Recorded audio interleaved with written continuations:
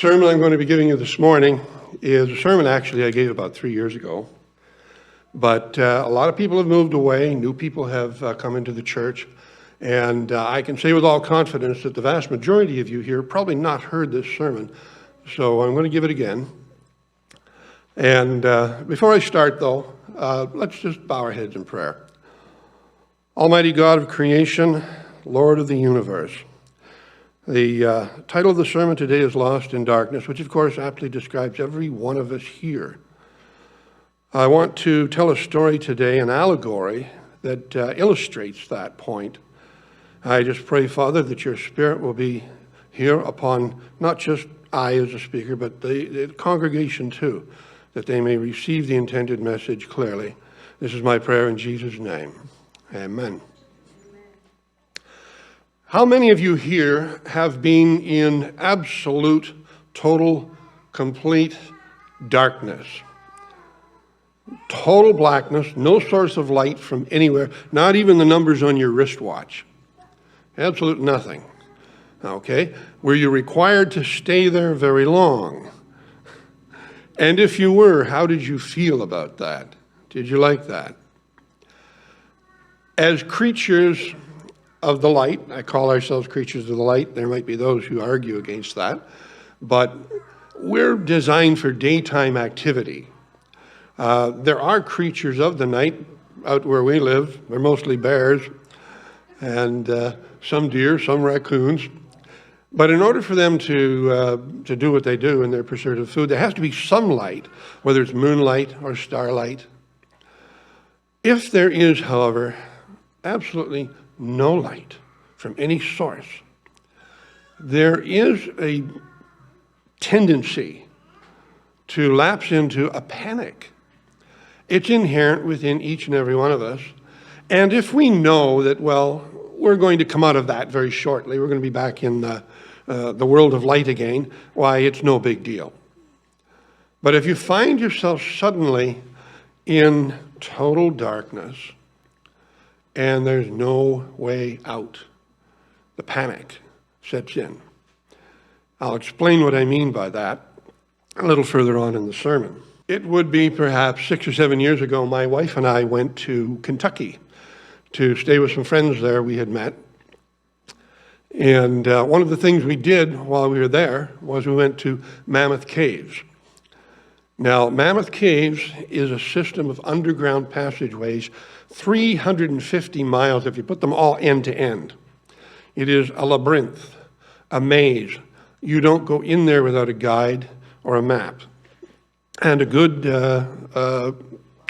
supply of batteries or flashlights, because you can be in there for days on end.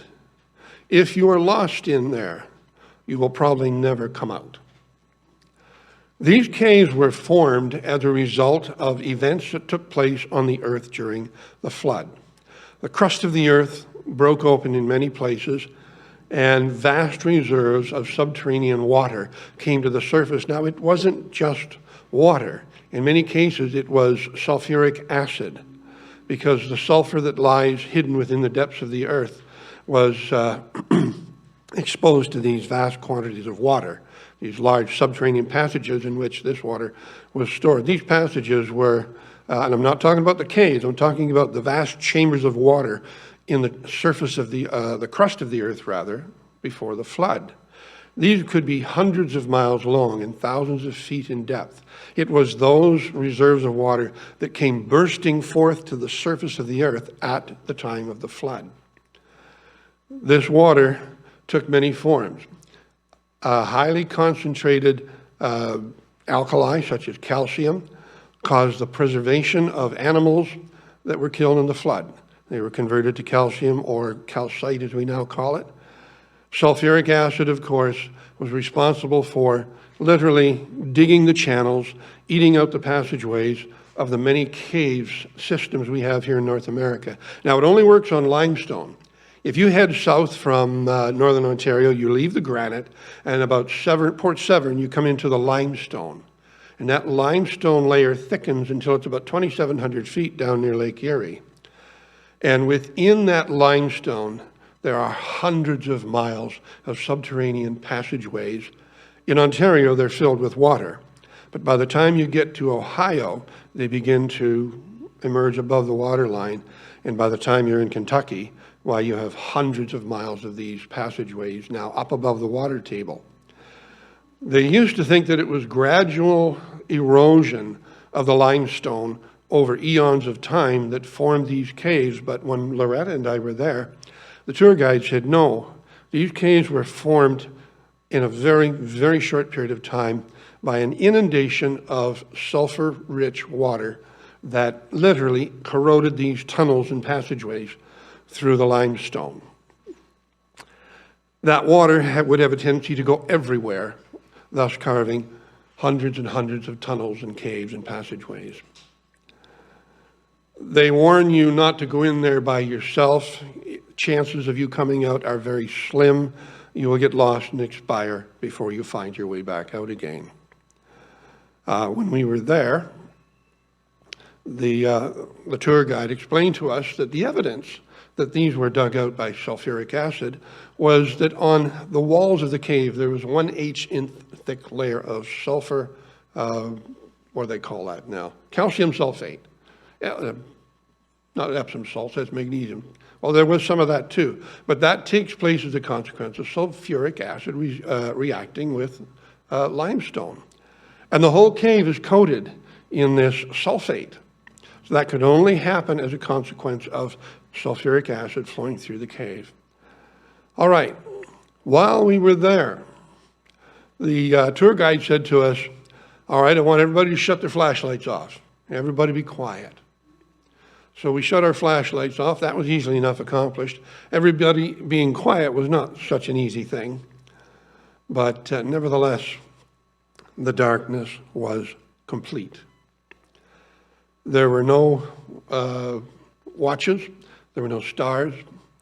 There was no street lights, of course. No TV sets casting a blue glow. There was no moon. Total blackness.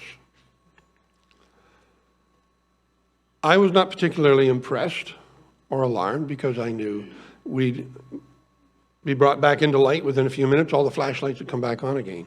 However, I had been through an episode that was not quite so forgiving as that episode several years prior to that when I was a young man, involving a cave and involving total darkness. And the analogy to our current condition before God is too striking to not use as material for a sermon. If you go to Nottawasaga Bay, and I know probably not too many of you know where that is, you go down to southern Ontario and you have the bottom of Georgian Bay, not too far from Collingwood. I think most of us know where Collingwood is, right? Excuse me. It's all limestone cliffs down there, and they have a region known as the Valley of the Caves. And I had a buddy from London. We traveled around a lot. We collected fossils, and we played music, and so we were always together. So I said, hey, let's go to the Valley of the Caves and check this out. I'd never seen anything like that before. I would be 25, something like that. So my buddy, being a young man, and perhaps as foolish as I was, decided to go cave exploring without any equipment except a rope and a flashlight. So we got to the cave, and we had seen people coming up out of a hole in the ground, so obviously we knew there was a cave there. So we went down, and we walked into a large room where there was a massive piece of ice. The room was about as big as this room here. And you only had to walk in maybe 50 feet. And there was this massive ice there. And that ice had been there probably since the first glaciers came over Canada. And there was a person there, I don't know who they were, university students, and they said, here, have a chunk. This ice is 10,000 years old, which of course is probably not so, but nevertheless, it was ice from a time when there were no pollutants. So I took a chunk of that, and I put that in my mouth. And I have to confess, I enjoyed that. It tasted different than water today. We moved on from there two different passages in the cave. And it was all well marked out. There was lots of well-worn stone on the floor. You could see where people had been walking on it by the hundreds, possibly by the thousands. And we came out on the face of a cliff. And we're looking out over. You couldn't go down. It was about 75 feet straight down. And my buddy said, well, there's that. That's done. Let's go back. So he turned around and started to walk back.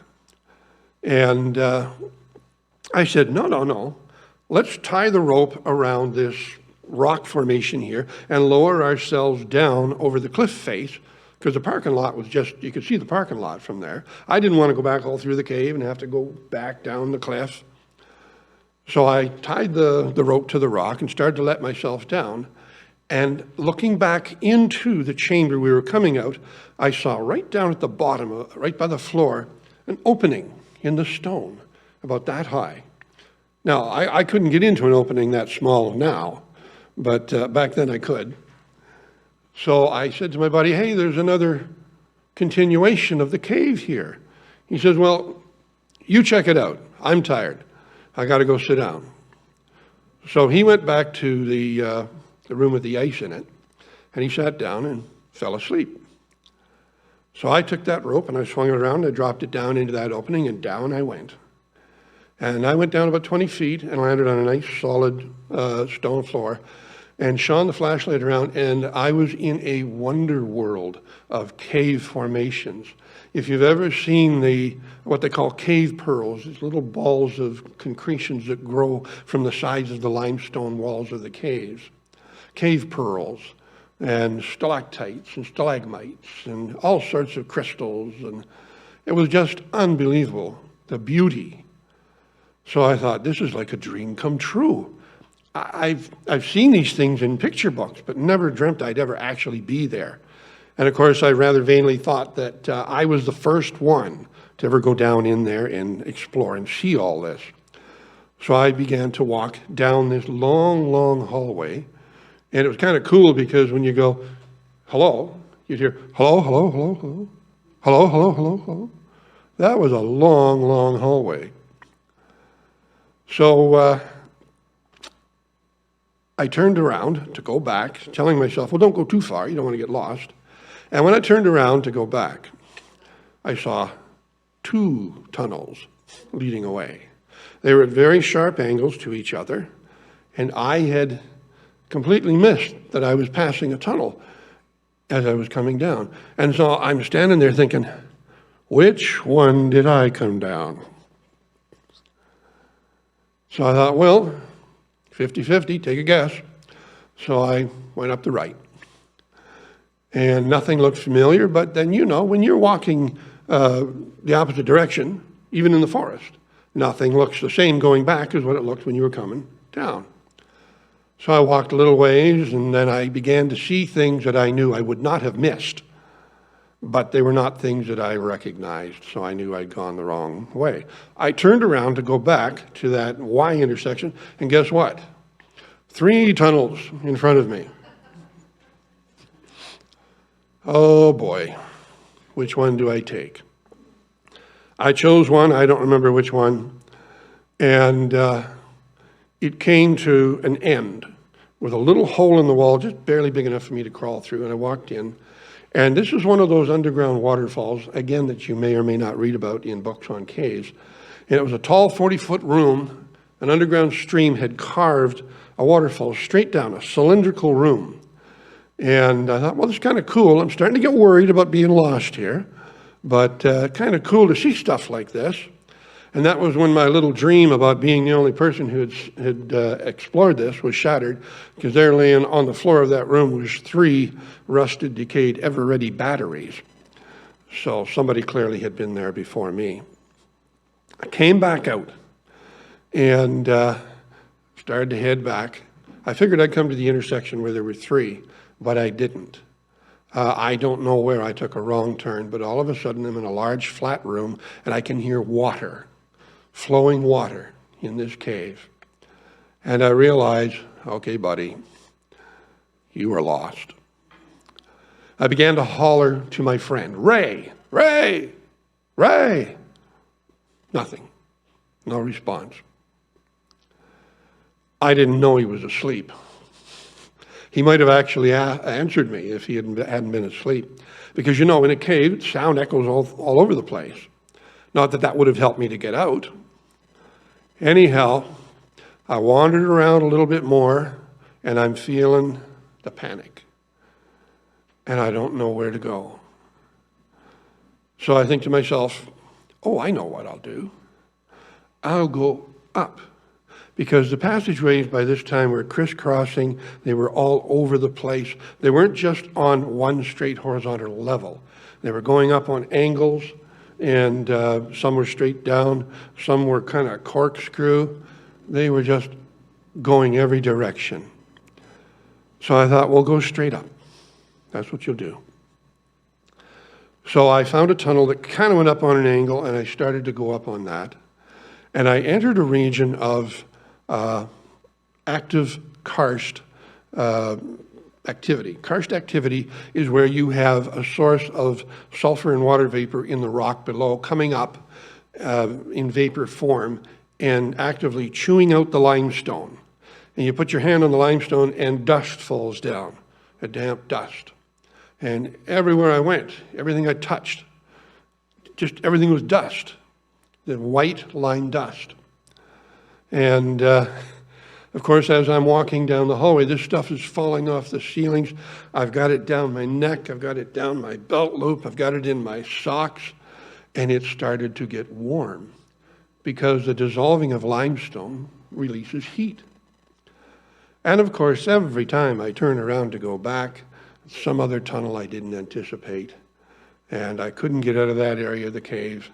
So I started to hand over hand on these sharp limestone ridges that cut right into my feet. I had on a pair of running shoes, so I felt it. And I guess I had climbed up about 75 feet. And I notice the intensity of my flashlight is beginning to dim.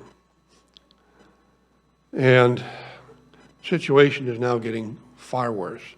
Because I'm in a position now, standing on these arches of dissolved limestone with these monstrous holes 6 feet across. If my light goes out and I try to take a step, I'm going to fall down through here. And it's not just a matter of falling down on rock, it's a matter of falling down on sharp-edged rock. I'll be sliced to ribbons if I fall down in there. I shut the light off. And let me tell you, I've never known darkness like I knew at that moment. I'd never felt so alone in the whole world as I felt at that moment. When I was 13 and started high school, there were cliffs just north of the high school I was going to, and there were a few caves in there, and my dad knew about those caves, and he said to me, don't go in there without a buddy, and don't go very far, because those caves, some of them go for miles, and you could get lost and never come out again. So here I was, I had broken the cardinal rule of cave exploration. You never go in alone. And if you do have to go in, you take one of those long skeins of embroidery thread that go for like 500 feet, and you string those out so you'll be able to find your way back. And I'm standing there on these sharp edges of rock, psychologically booting myself because I did exactly the thing my father warned me not to do. Exactly the thing that common sense says you don't do. I had not anticipated the danger. In my eagerness to explore, to find out what that world down there was all about, I launched into it without any hesitation, no, what's the word here?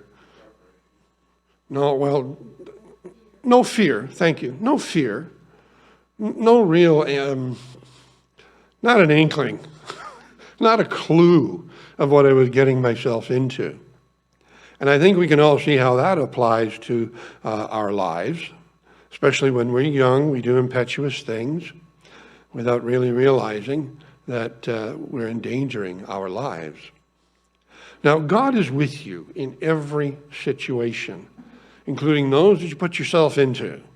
And for me, that was definitely one of those situations. But I was not a particularly devout individual. In fact, I had been at one time a good Sabbath-keeping, Seventh Day Adventist Christian, but my life had taken a few bad turns, and I somehow blamed God for that. The negative events in my existence, I felt, could not possibly have been due to any mistakes I had made, which, of course, they were totally and completely. So I had consciously pulled away, said, no, you do your thing up there in heaven, God. That's not that I didn't believe he existed. I do, and I did, and I always will. But I just didn't want anything to do with him at that time. So, returning to the caves, here I am standing there. My feet are killing me because I'm standing on sharp-edged rock. No stable, firm ground to stand on. And my light is dimming. Soon the darkness will overtake me. And I have to get off of that rock or I am going to plummet to my death, 75 feet below. And the thoughts going through my mind are, will they ever find me?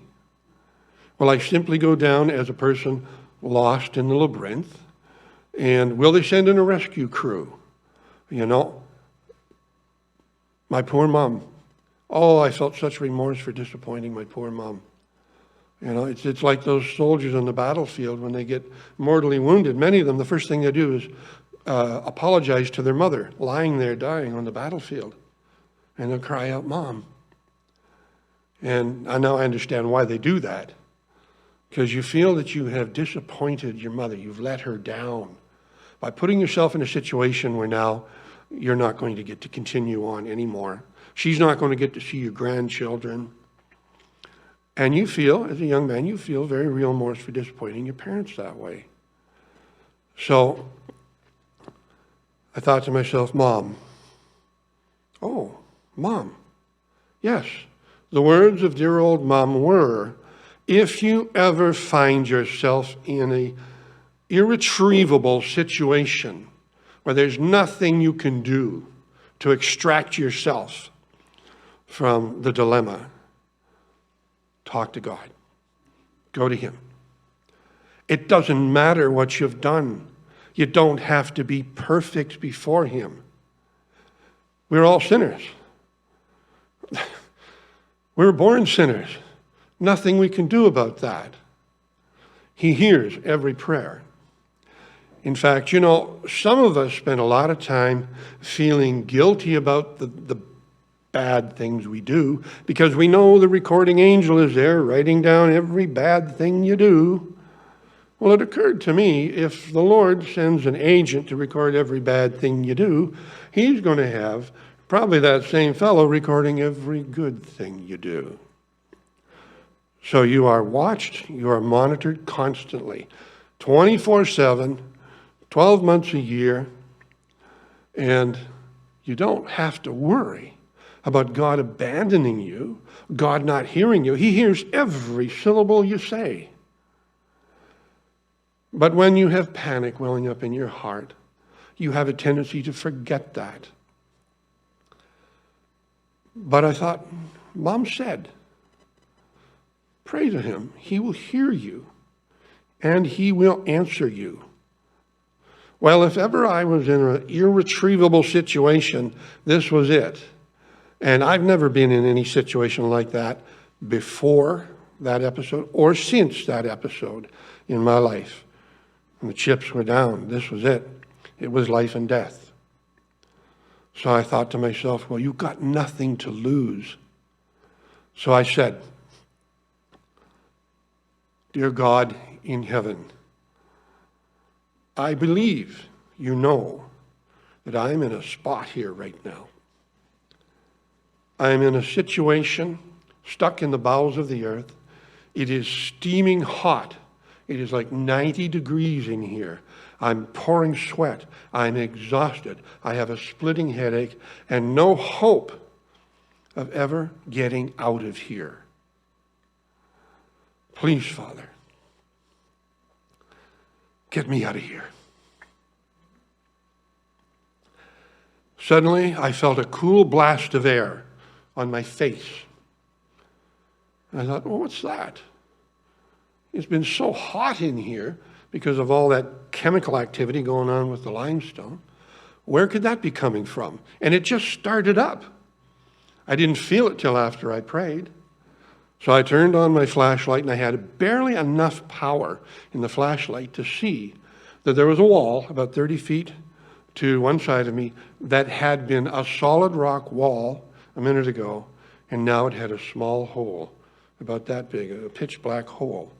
And cool, refreshing air was wafting through that. So I picked my way across the sharp edges of the stone until I got on a rock ledge. And this refreshing air was coming through. And I guess because carbon dioxide is one of the byproducts of the breakdown of limestone, that was part of the reason that I was so exhausted. It was a very low oxygen environment in there. But this air coming in was revitalizing me. So I thought, okay, I got air. I got a stable place to stand on now. I'm not going to fall to my death. Thank you, Lord. I got to call for Ray. I got to call for my buddy. Yeah, that's what I'll do. I stuck my head through that hole and I hollered at the top of my lungs, Ray! I didn't know he was sitting 3 feet to the left of the hole. Scared that daylights out of him. He was sitting there sleeping, enjoying a nice repast of slumber. And he says, what's the matter with your head? You think that's funny? You think that's a good joke to play on somebody? You could scare somebody to death. You know, people have died from fright, you know. And he tore a strip off of me for about a minute straight. And I just let him go because nothing ever sounded so good in all my life as that guy getting mad at me. He says, what are you doing in there anyway? I said, I caught lost, man. And I can't get out. It's only as big as my head. I can just stick my head through. I got to get my whole body through this hole. How are we going to do that? He's all right. You stand back. I got the answer. Now, my buddy Ray was funny. He was not a professional geologist. But for some reason, he always carried this little mini sledgehammer with him whenever we went fossil hunting or out on field expeditions. He never used it, but he had it with him. So he takes his sledgehammer and he starts smashing the edges of the hole around until the hole's about that big. And that's still not quite big enough for me to get through. So he takes his sledgehammer and his foot and he starts kicking, and this big chunk of rock, you know, would have crushed us to death if it had landed on us, slipped and fell out onto the cave floor, making room enough for me to get out of there. And I walked through. And I realized this is that big room where that big chunk of ice was. And we're only about 70 feet from the surface here. So, grateful that God heard me, I got down off of that rock ledge onto the floor of the room with the ice. And we walked out. And now, here's what I consider to be the most unusual part of this story. We walked out into a June afternoon. There were lovely green leaves on the trees, a gentle wind blowing, cardinals singing from the branches, an azure blue sky, butterflies flitting around. And in my mind, it wasn't real. What I had just come from had been my reality. Where I was now seemed like imagination. It was too good to be true. I was out of there. I was back in the land of the living again, where all was green and all was life, all was light. And let me tell you, in my heart, all was joy. And it took me a long time to grasp the reality of the fact that I was out of there. I was no longer in the realm of total darkness. I believe that when we stand in the kingdom, on the earth recreated, or any of the other places that God has designed for us to go to, that it's going to be so filled with life, so beautiful, that for the first great long period of time, it's going to seem like imagination to us. After seeing the death, the destruction, the devastation of life on earth, after living with disease, after living with poverty, warfare, and growing old and dying, we are going to have a problem believing it's real when we finally get there. I believe the Lord allowed that experience to overtake me so that I would understand what that experience would be like for the redeemed. How it isn't going to just be a situation where he comes and we go, oh, he's here, how nice, let's go. And you get there and you see the silver table, miles long, where the saints will sit and eat that feast. Or you see a field of grass, not a dead blade on them, not a dead twig or leaf on a single tree. How can that be? Even the healthiest trees we have here have got dead twigs. How can it be that you can walk across a beautiful lush lawn and not kill an ant or a bug that you step on? I don't know how that's all going to work. But it's going to work. It's going to be that way. And if we can convince ourselves here and now that that is a reality and will be our reality when we get there, it will make heaven that much more precious to us that we will want more than anything else to be there. When I was in the caves, when I had given up, when I believed I was going to die and fall, I thought of the flowers. I remember thinking, I'll probably never see a tulip or a daffodil again. Oh, what I wouldn't give to hold a fuzzy little kitty. And how nice it would be to hug a puppy, to hug my wife, play with my kids. All those wonderful things that existed in the realm of light. They were now imagination. My reality was too brutal. But God rescued. God heard. And he brought me out. And the parallels are too close to just file away in memory, because for each and every one of us here, you were or are lost in darkness, just as was I. But there is a great God who wants to take you out of that to a realm of light, where all is light, where all is beauty, all is love, all is peace. And don't ever let that become imaginary to you. Begin now to tell yourself, this is where we're going. This is what he has planned for us. Eye hath not seen, ear hath not heard, neither hath it entered into the mind of man, the things God has prepared for those who love him. Jesus said, oh, Jerusalem, if you could only have seen the things that belong to your peace.